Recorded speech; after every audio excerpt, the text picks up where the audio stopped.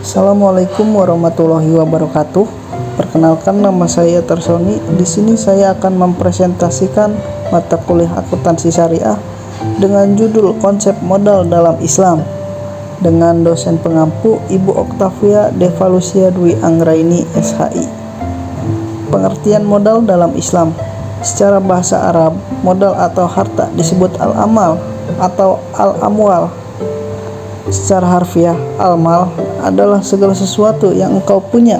Adapun dalam istilah syar'i, harta diartikan sebagai segala sesuatu yang dimanfaatkan dalam perkara yang legal menurut syara atau hukum Islam, seperti bisnis, pinjaman, konsumsi, dan hibah.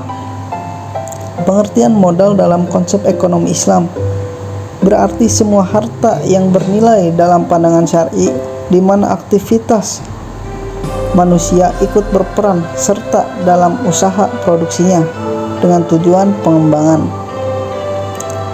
Kemudian syarat-syarat modal. Syarat-syarat modal ada 4. Yang pertama, modal harus berupa uang, modal harus jelas dan diketahui jumlahnya, modal harus tunai bukan hutang, modal harus diserahkan kepada pengelola. Prinsip modal pokok dalam Islam.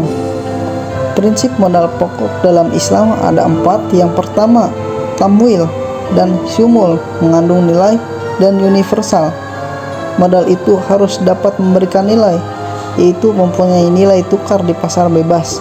Bisa saja modal beda dengan naungan sebuah perusahaan dalam bentuk uang, barang milik, atau barang dagangan, selama harta itu masih bisa dinilai dengan uang oleh pakar-pakar ahli di bidang itu serta disepakati oleh mitra usaha. Yang kedua, mutakawim atau bernilai. Modal itu harus bernilai, artinya dapat dimanfaatkan secara syar'i. Jadi harta-harta yang tidak mengandung nilai tidak termasuk dalam wilayah akuntansi yang sedang dibicarakan, seperti hammer, daging babi, dan alat-alat perjudian. Yang ketiga, penguasaan dan pemilikan yang berharga. Mal atau harta itu harus dimiliki secara sempurna dan dikuasainya, sehingga ia dapat memanfaatkannya secara bebas dalam bermuamalah atau bertransaksi. Sebagai contoh, tidak boleh bagi seorang untuk memulai dengan pihak lain kerjasama dalam uang dan pekerjaan dengan janji membayarkan uang tersebut di kemudian hari, atau uang itu masih bersifat hutang dalam jaminan, seperti yang ditegaskan oleh ulama fikih. Yang keempat, keselamatan dan keutuhan Rasul Mal.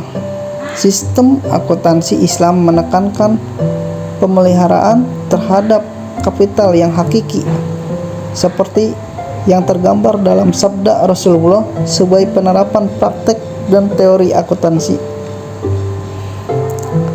Kemudian perputaran modal kerja dalam ekonomi Islam.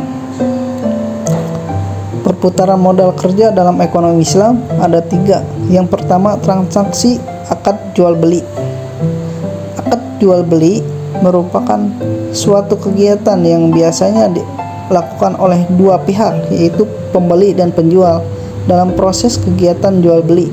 Dalam Islam, akad ini termasuk dalam peraturan pada kegiatan muamalah yang merupakan bagian dari sistem ekonomi syariah.